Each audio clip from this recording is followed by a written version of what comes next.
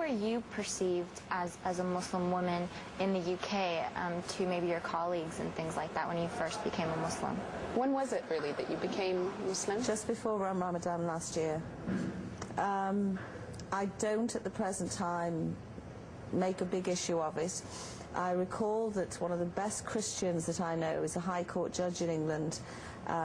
He never talked about his Christianity, he just showed it by his way of life. And eventually you would say, what is it about Mark Headley that is so wonderful? And some people, didn't you know he's a very active Christian?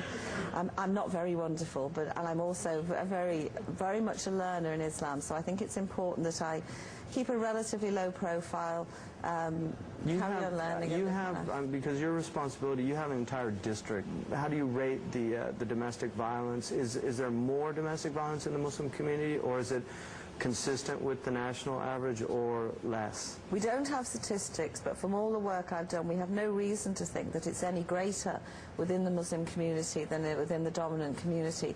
The difficulty is that there are certain barriers that women have, or men who are suffering this violence, to get over.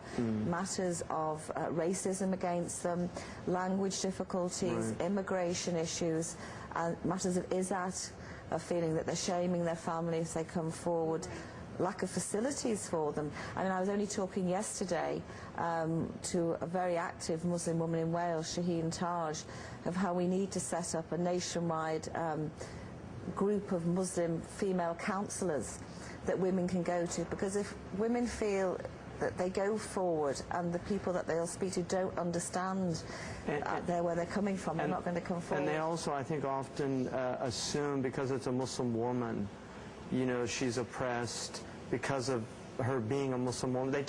People tend to not be able to see it as this is a human problem. They really begin, just because of the mere fact it's a Muslim woman, there's an automatic assumption that it's related to the religion, which is a real problem. We seem to have an inability to really see ourselves. I didn't want to take my very smart hijab and abaya off when I came back from Saudi Arabia last week. I'd spent a lot of money on it. It was very nice. Very smart, isn't it? Very smart. Some of them are beautiful, with the sleeves. Yes.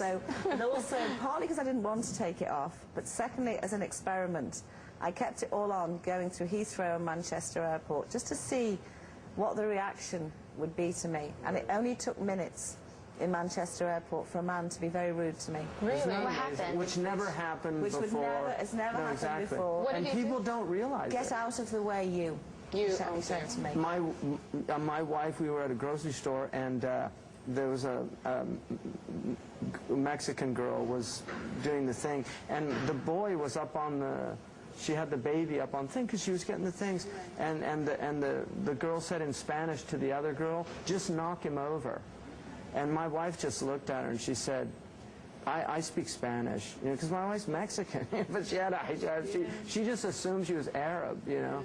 And people have no, it's ignorance. Do you know what fascinates me? Sheikh Hans and I both come from Roman Catholic backgrounds, and nuns the world over who wear identical clothes. Yes. To the Kuwaiti women. Right. They look like Kuwaiti women. Right. Because you know the Kuwaiti women wear the white and with the black over it. Right. And regardless of anybody's religion, people have this very veneration.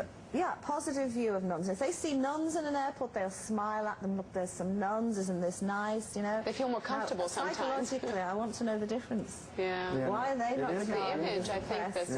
But how do you feel about that? Do you think this somehow will start changing this whole image and this? Not at the present time.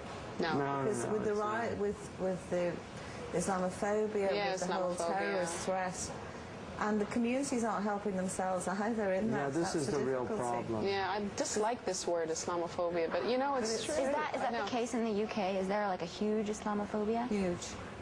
Huge. It's growing on me. Yes. I didn't like the word before, really? but I'm kind of getting used to it now. Well,